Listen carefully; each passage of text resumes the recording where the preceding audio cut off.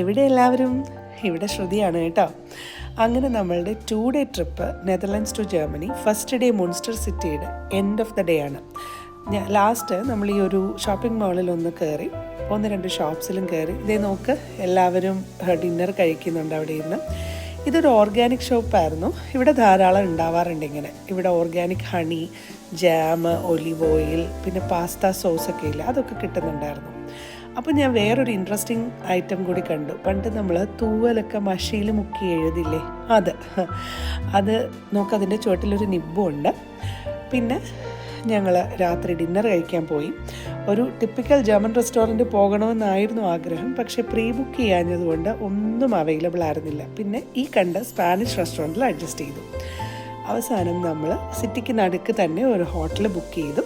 ഇന്നിവിടെ സ്റ്റേ, എന്നിട്ട് നാളെ രാവിലെ തൊട്ടടുത്ത വേറൊരു സിറ്റിയിൽ പോകും.